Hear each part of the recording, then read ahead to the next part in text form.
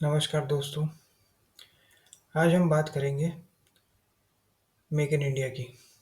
क्या make in India सफल है या असफल है, या फिर ये भी एक नया जुमला है। 4 साल पहले आपको याद होगा कि प्रधानमंत्री मोदी जी ने एक आह्वान किया था आत्मनिर्भर भारत का।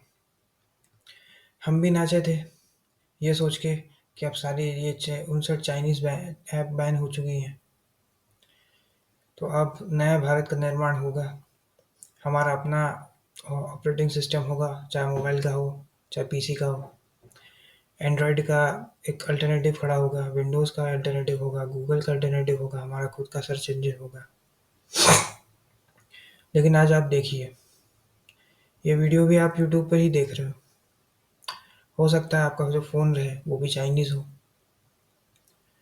और अब तो न्यूज़ भी आ रही है कि जो सरकारी डॉक्यूमेंट्स थे वो भी कैम स्कैनर से किए गए थे, जो कि एक चाइनीज़ ऐप है। टिकटॉक चला गया तो इंस्टाग्राम आ गया, स्नैपचैट आ गया, यूट्यूब शॉर्ट्स आ गया, और वहाँ पे भी वैसे ही नाच हो रहा है, वैसे ही क्रिंज कॉमेडी हो रही है जो टिकटॉक पे हुआ करती थी। कोई अंतर नहीं है। और रही बात प्राइवेसी की, तो भारत में लोग अपने बस एटीएम के पिन को छोड़कर किसी भी चीज़ को प्राइवेसी मानते नहीं हैं। जो लोग फ्री प्रेशर कुकर और फ्री के वॉशिंग मशीन के लिए अपना पूरा एड्रेस दे सकते हैं, उनको प्राइवेसी समझाना बहुत ही मुश्किल है। तो कोई भी ऐप आपका डेटा ले ही रही है, आपकी गैलरी में एक्सेस कर सकती है। आप अगर फेसबुक पे कुछ आप देखोगे, गूगल पे आपको सर्च करते हो या यूट्यूब पे कोई वीडियो देखते हो, तो फेसबुक और इंस्टाग्राम पे भी उसमें ऐड आने लग जाता है। या कभी आप गूगल क्रोम पे जाके अमेज़न खोलो और उसमें कोई प्रोडक्ट देखो, उसका ऐड भी आपको यूट्यूब पे या अलग-अलग जगह पे दिखने लग जाएगा। तो इससे सोच समझिए कि कितना प्राइवेसी है आपकी लाइफ में। और एटीएम की और जो साइबर क्राइम हो रहा है वो तो सभी को पता है। यूपीआई में भी नए-नए तरीके के स्कैम हुए, एटीएम में स्कैम हुए, सिम क्लोनिंग हुई। सिम क्लोनिंग में तो अच्छा है कि ई सिम का कंसेप्ट आ चुका है, लेकिन हम लोग कब तक दूसरे पर ही निर्भर रहेंगे। कपड़े तो कम से कम हम लोग अपने बना सकते हैं ना, उसको इम्पोर्ट करने की क्या ज़रूरत है। फ़ोन तो हम खुद का बना सकते हैं, वो भी हम दूसरे से ही इम्पोर्ट क्यों कर रहे हैं।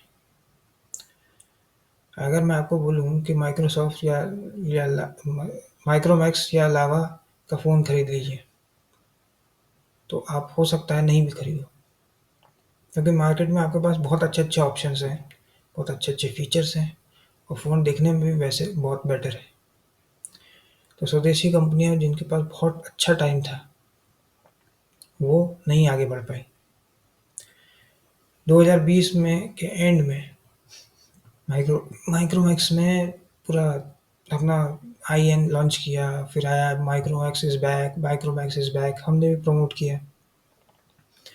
लेकिन सत्य ये है कि जब पूरा भंडारा ही खत्म हो गया, तब आप हलवा पूरी माँग रहे हैं। 2013-14 में इन्होंने मार्केट में एंटर करना चालू किया था। वहीं अगर इंडियन कंपनीज़ जाग जाती और वहीं कोशिश कर लेती, तो आज ये बहुत बड़े हो जाते। लेकिन अब तो सुनने में आया कि माइक्रोमैक्स फ़ोन कभी बनाएगा ही नहीं, अब वो दूसरी चीज़ों पे ही फ़ोकस करेगा।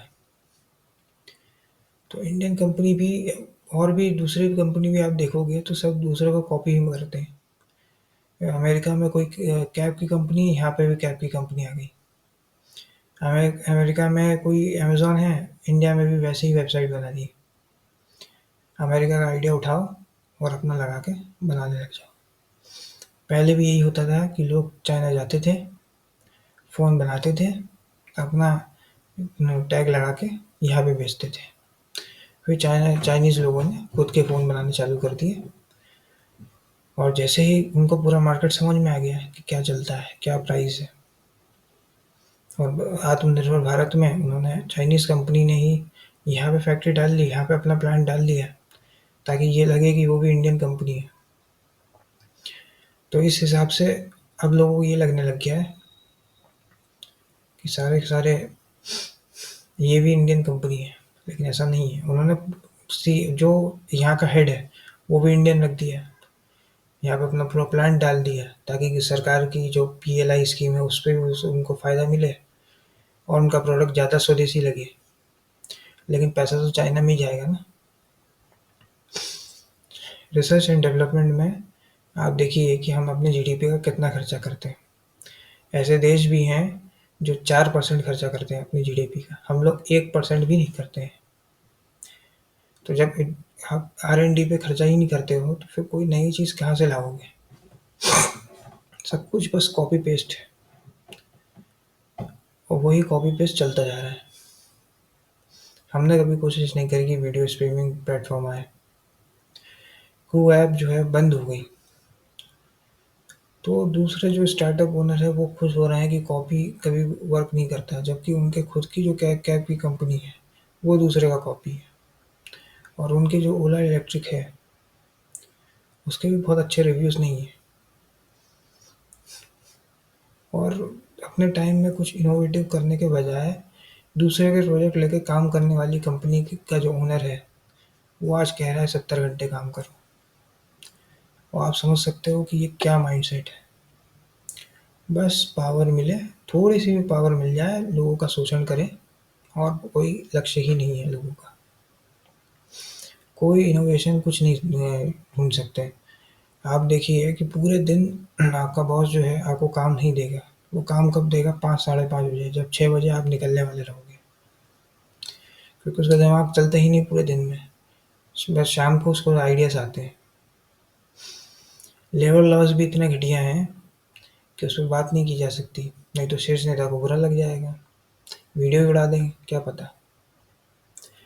लेकिन मेक इन इंडिया को अगर सक्सेसफुल करना है तो आपको अपना सेमीकंडक्टर चिप के प्लांट लगाना पड़ेगा, अपने सारी चीज़ें करनी पड़ेंगी, कपड़े भी अपने ही बनाने पड़ेंगे।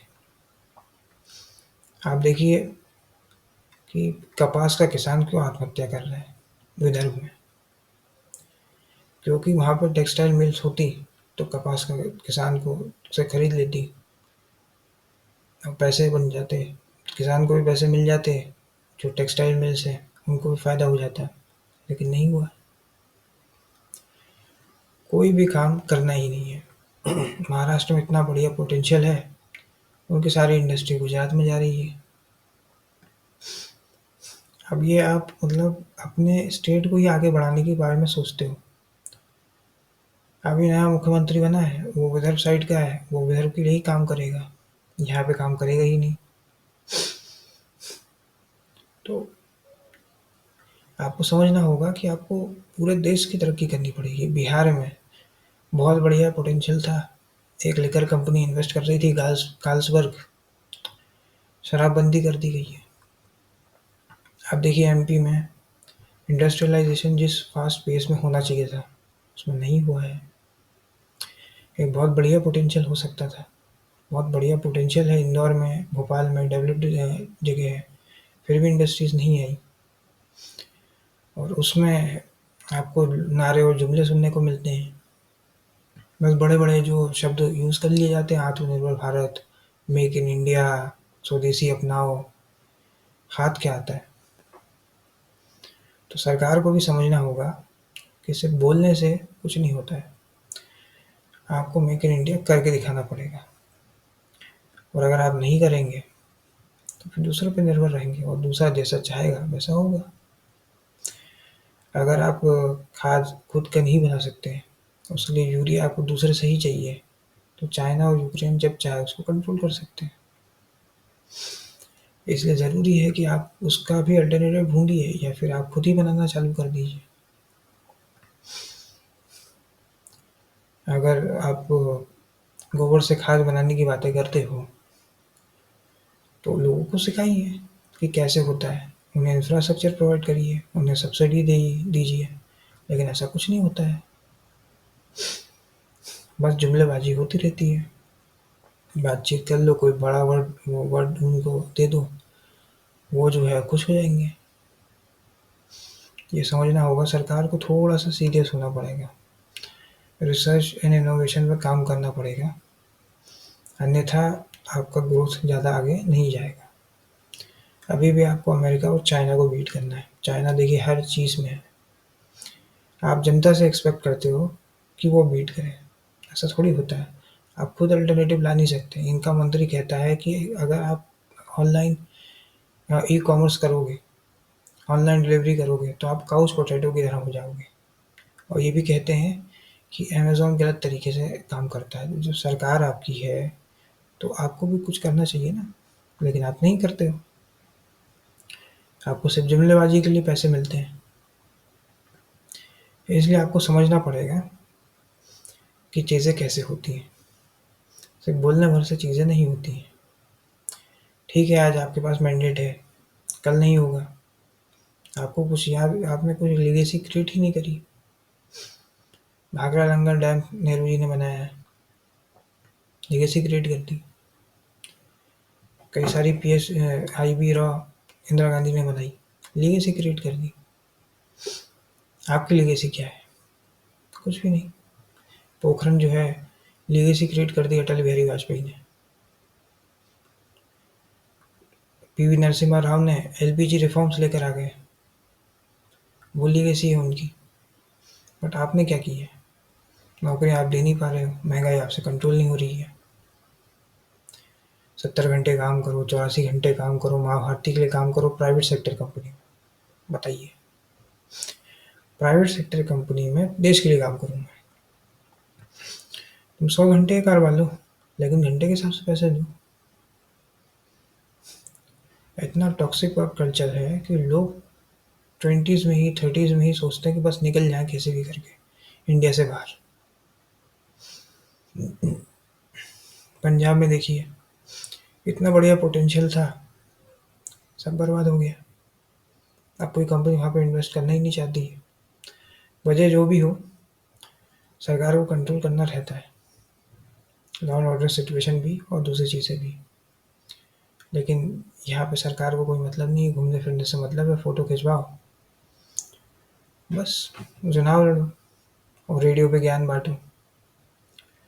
आज के इस वीडियो में इतना ही। अगर ये वीडियो आपको पसंद आया तो वीडियो को लाइक करें, शेयर करें और चैनल को सब्सक्राइब करें। धन्यवाद।